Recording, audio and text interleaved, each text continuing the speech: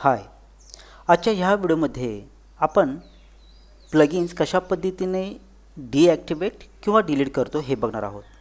त्यासाठी डॅशबोर्डला यायचं। डॅशबोर्डच्या पेजला तुम्हाला प्लगइन्सचा एक ऑप्शन दिसेल, त्या प्लगइन्सवरती क्लिक करायचं। आता ह्या प्लगइनच्या पेजला तुम्हाला जेवढे काही प्लगइन्स आहेत तुमचे जे की ऑलरेडी ॲडेड आहेत ते सगळे दाखवतील। आता ह्या प्लगइनच्या आत्ताच्या सध्याच्या पेजला आपल्याला 3 प्लगइन्स दाखवतात। एक आहे अकिस्मी अँटी स्पॅम, दुसरं हॅलो डॉली आणि तिसरं आहे थिमिफाय अपडेटर। तर हे थिमिफाय अपडेटर तर आपण स्वतः इन्स्टॉल केलेलं आहे, ओके। त्यामुळे हे आपल्याला अनइन्स्टॉल करायचं नाही, कारण ते आपल्याला नेहमी लागते। आपल्याला जे प्लगइन्स लागत नाहीत ते प्लगइन्स सिलेक्ट करायचे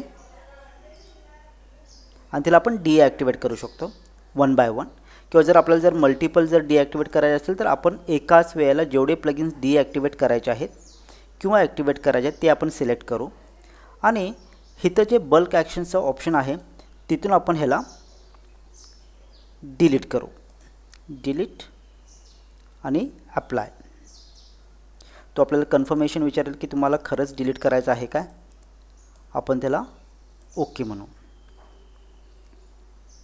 ठीक आहे। तर अशा पद्धतीने आपले दोन्ही प्लगइन्स डिलीट झाले।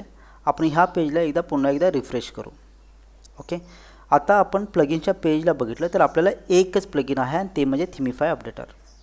आता हे जे काही व्हिडिओ सेशन आहे हे आपण खास थिमिफायच्या प्लगइनसाठी आपण बघतोय। मग ह्याच्यामध्ये एक गोष्ट लक्षात घ्या की थिमिफायचे कुठलेही प्लगइन्स डीॲक्टिवेट किंवा डिलीट करायचे नाहीत। थिमिफायला सोडून जे इतर प्लगइन्स आहेत ते आपण कधीतरी जर आपल्याला नकोच असेल तर आपण डीॲक्टिवेट किंवा डिलीट केले तर चालतील, पण थिमिफायचे जेवढे काही प्लगइन्स आहेत ते कधीही डीॲक्टिवेट किंवा डिलीट करायचे नाहीत। ही सगळ्यात महत्त्वाची गोष्ट। बाकीचे प्लगइन्स आपण डिलीट करू किंवा डीॲक्टिवेट करू त्यांना आपल्याला काही फरक पडत नाही, पण 99% वेळेला थिमिफायचे कुठलेही प्लगइन्स आपल्याला डीॲक्टिवेट किंवा डिलीट करायचे नाही आहेत। ही गोष्ट अगदी व्यवस्थित लक्षात ठेवा। Thank you very much.